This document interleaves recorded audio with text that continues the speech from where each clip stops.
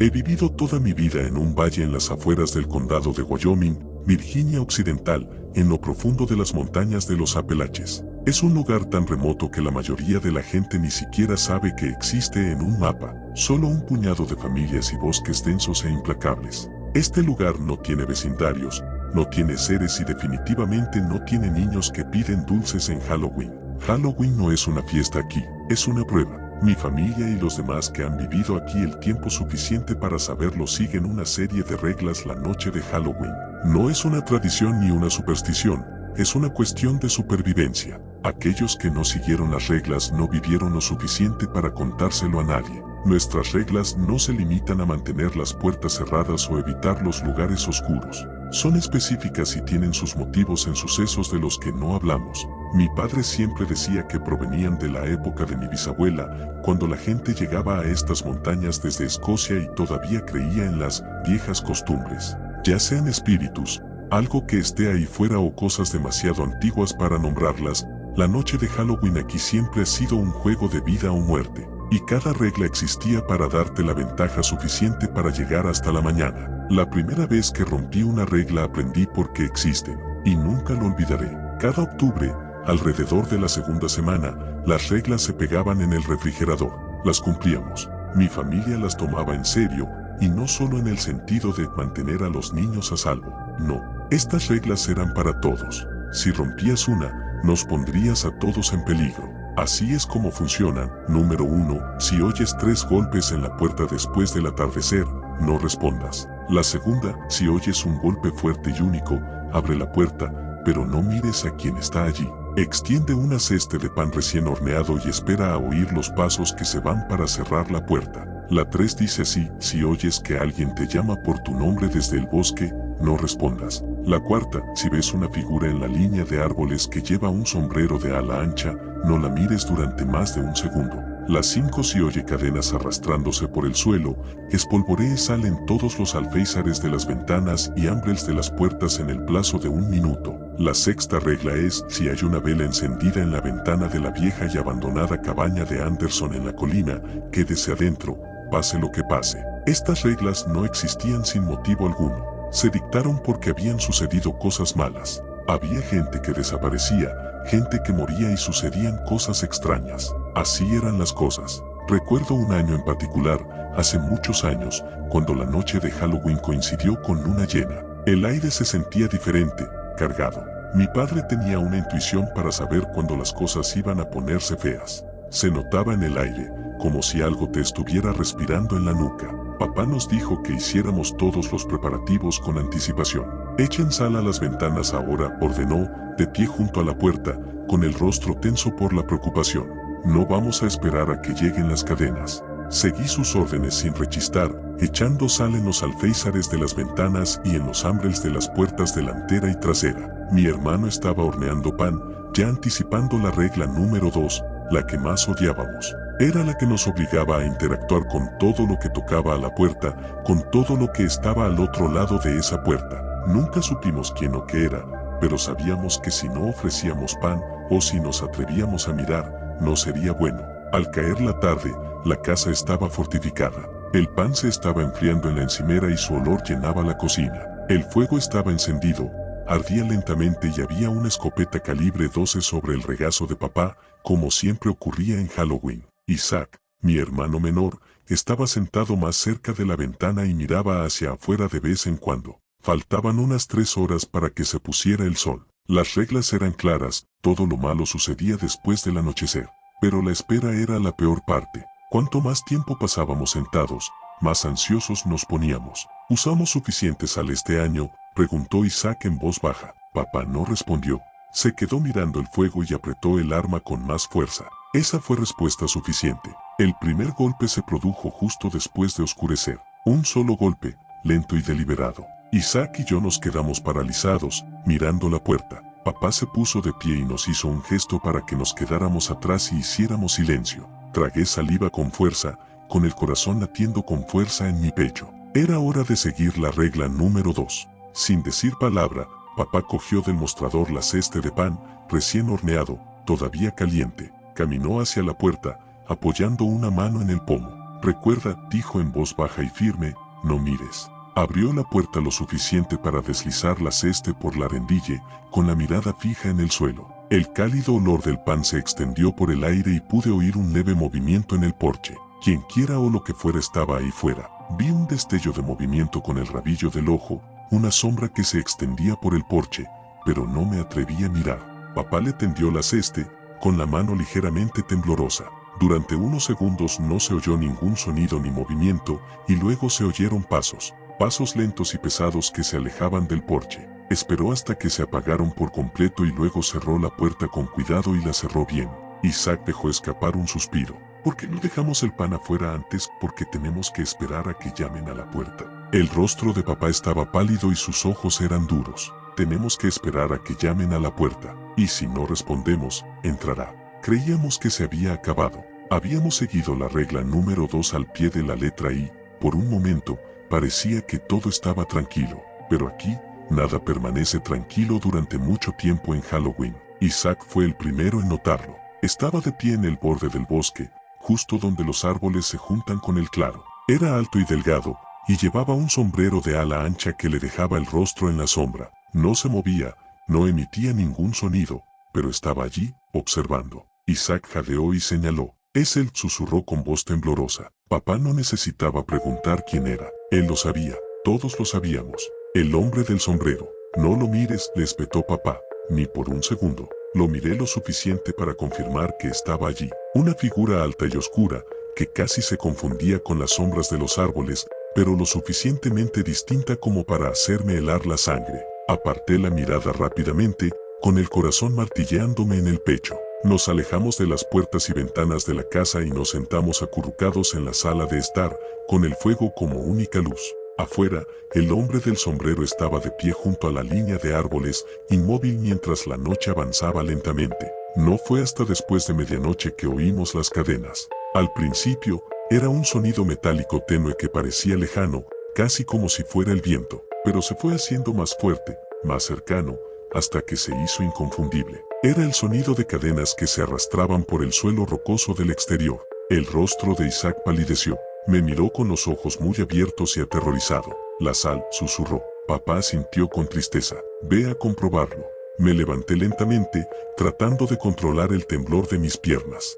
Di una vuelta por la casa, inspeccionando cada ventana y marco de la puerta. Las líneas de sal estaban intactas. Nada las había tocado. Las cadenas seguían raspando fuera, arrastrándose cada vez más cerca, pero no nos atrevimos a abrir la puerta.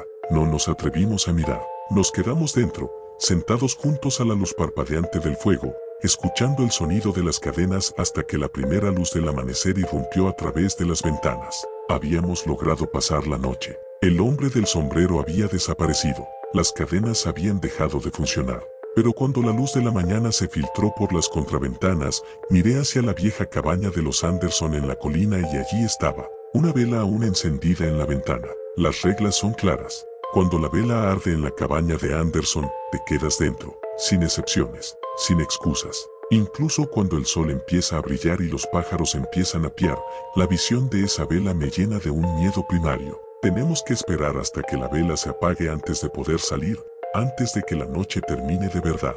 Y así es como funciona aquí. Las reglas no están ahí solo para que las sigamos, están ahí para mantenernos con vida. Y si eres inteligente, no haces preguntas. A veces, es mejor no saber. Halloween aquí siempre había sido aterrador, pero el año pasado fue diferente. No era solo la inquietud habitual o la ansiedad normal que acompañaba a la puesta del sol. Casi parecía que las reglas ya no eran suficientes. Mi padre se estaba haciendo mayor, sus movimientos eran más lentos, sus manos un poco menos firmes. Todos lo sabíamos, pero nadie dijo nada. Simplemente seguíamos las reglas como siempre, esperando que eso fuera suficiente. Pasamos el día preparándonos, echando sal en las ventanas, horneando el pan, como siempre. Isaac y yo estábamos nerviosos, caminando de un lado a otro, comprobando todo 2 veces. Como mi padre se estaba haciendo mayor, sentíamos una mayor presión para encargarnos de los preparativos. El cielo se oscureció más rápido de lo habitual, las nubes se acercaban desde el oeste y ocultaban los últimos rayos del sol.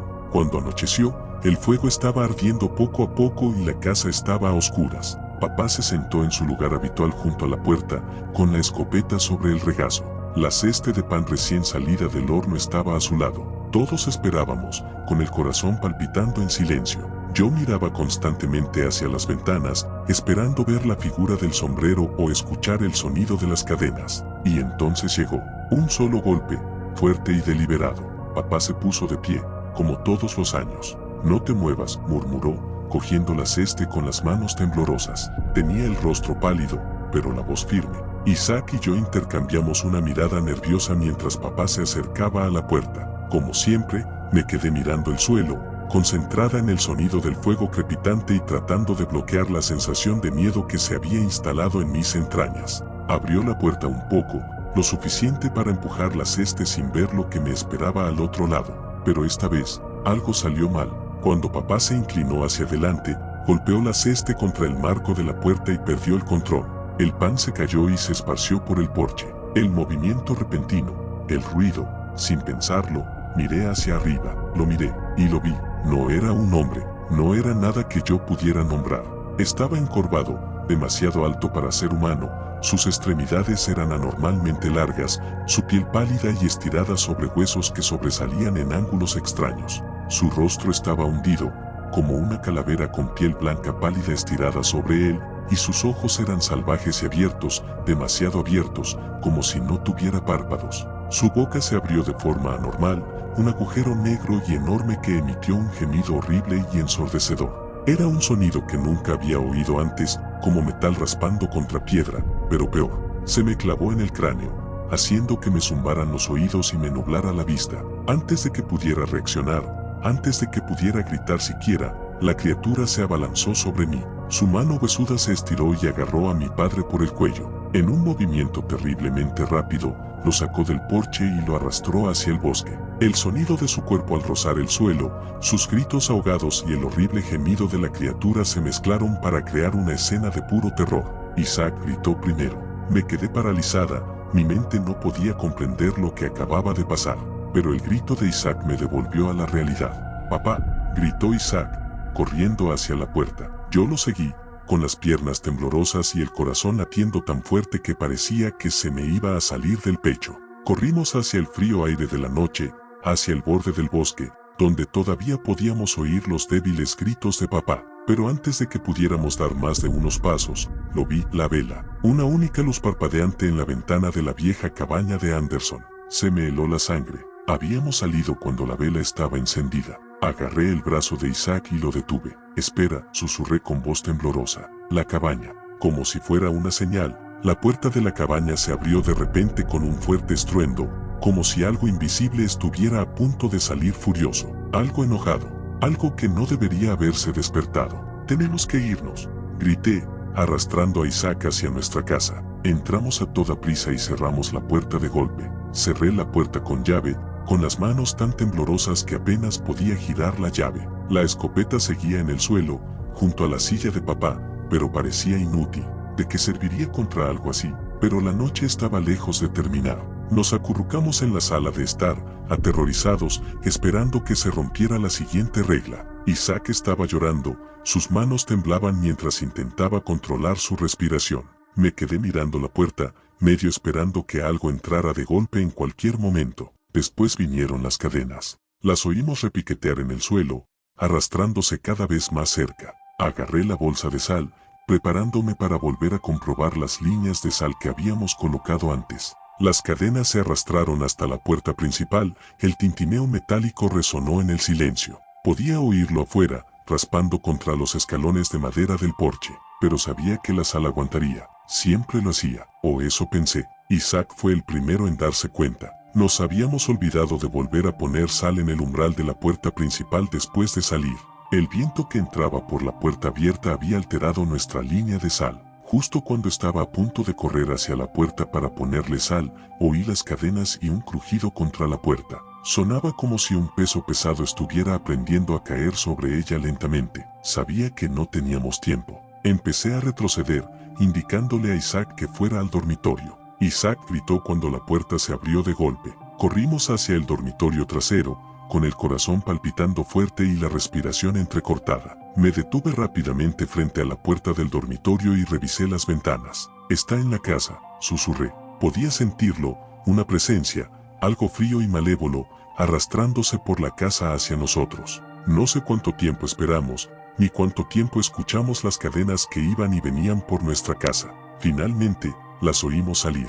Salimos lentamente del dormitorio y cerramos la puerta de entrada con llave. Coloqué una nueva línea de sal frente a la puerta y respiré aliviada. Estábamos a salvo, por ahora. Y entonces lo oímos de nuevo. Un golpe, pero no fue un solo golpe, ni tampoco los 3 golpes. Esto era algo nuevo, algo que no se ajustaba a las reglas. Era un golpeteo rápido y frenético, como si lo que estuviera ahí fuera quisiera entrar ahora. Mi corazón se detuvo. Las reglas no cubrían esto. Isaac me miró con los ojos abiertos y llenos de terror. ¿Qué hacemos? No tuve una respuesta. Los golpes se hicieron más fuertes, más desesperados. Las ventanas temblaban en sus marcos y el fuego parpadeaba, proyectando sombras salvajes en las paredes. Fuera lo que fuese lo que había ahí fuera, estaba furioso, más furioso que cualquier otra cosa que yo hubiera sentido antes. Solo esperaremos, susurré, mi voz apenas se oía por encima del ruido. Esperaremos hasta que amanezca. El resto de la noche fue una confusión de terror.